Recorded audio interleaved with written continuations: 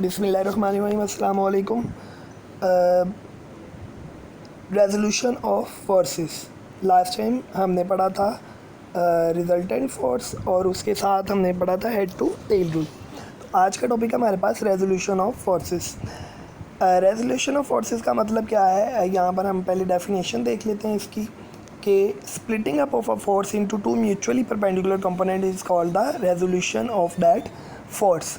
किसी भी फोर्स को उसके परपेंडिकुलर कंपोनेंट्स में तोड़ देना क्या कहलाता है? Resolution of force.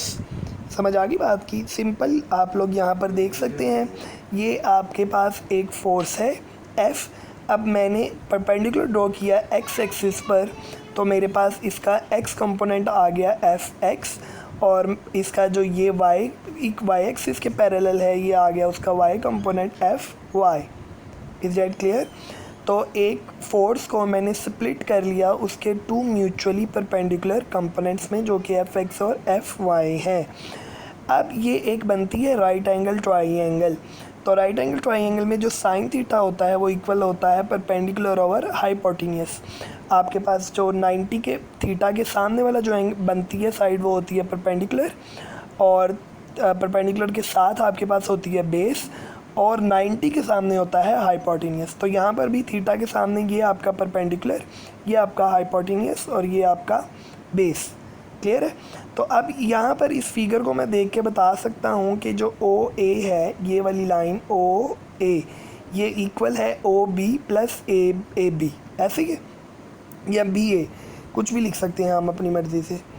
तो OA equal to OB plus BA, ये वाली line. Is that clear? OB और B से लेकर A तक, OB प्लस BA। तो अब अगर हम इसको देखें, OA इक्वल है F के और OB इक्वल है Fx के और BA इक्वल है Fy के। अब अगर मैं इसके ऊपर लगा लूँ आपके पास cos थीटा, बल्कि हाँ जी, cos थीटा किसके इक्वल होगा? यहाँ पर देख के बताएं, बेस ओवर हाइपोटेन्यूस। बेस की वैल्यू क्या है? OB, और हाइपोटेन्यूस की वैल्यू क्या है? OA। तो ये बन जाएगा Fx ओवर F। तो Fx की वैल्यू आ जाएगी F cos ऑफ थीटा। ये बड़ा इंपॉर्टेंट है, इसको आप अंडरलाइन भी कर लें।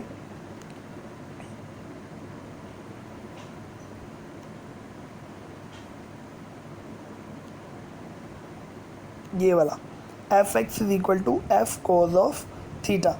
इसी तरह जो साइन थीटा बनेगा वो आपके पास बनेगा किसके इक्वल था? Sine theta perpendicular over hypotenuse, perpendicular AB BA over OA। तो BA ओवर OA और इक्वल टू BA किसके इक्वल है? Fy के, और F किसके इक्वल है? OA किसके इक्वल है? F के। तो Fy इक्वल आ जाएगा आपके पास F साइन ऑफ थीटा के। क्लियर? ये टेबल आपने थोड़ा सा याद कर लेना है। साइन थीटा, साइन 30 की वैल्यू होती है 0.5, cos 30, इस तरह की कुछ वैल्यूज़ आप लोगों ने याद करनी है जो हम कैलकुलेटर से भी फाइंड आउट कर सकते हैं। तो Fy की वैल्यू आपके पास किसकी इक्वल आ जाएगी? F साइन ऑफ थीटा की। इसको भी हम अंडरलाइन कर लेते हैं, दिस वन। क्लियर है जी? Fy equal to F sine of theta and Fx equal to F cos of theta. तो बेसिकली ये हमने क्या किया है, एक फोर्स थी हमारे पास, ये वाली जो F फोर्स है, इसको मैंने इसके म्यूचुअल परपेंडिकुलर, ये दोनों इसके परपेंडिकुलर कंपोनेंट्स हैं, उनमें स्प्लिट कर दिया, तोड़ दिया, इसलिए इसको हम बोलेंगे रेजोल्यूशन ऑफ फोर्स। तो मेरा बेटा आप लोगों ने इसको भी एक दफ़ा याद कर लेना है, ताकि MCQs में अगर आ जाए तो आप लोग इसको खुद से अटैम्प्ट कर सकें। और ये वाली ये मैग्नीट्यूड के वेक्टर के हवाले से लिखी हुई है कि F वेक्टर जो है वो इक्वल है Fx वेक्टर के और प्लस Fy वेक्टर के।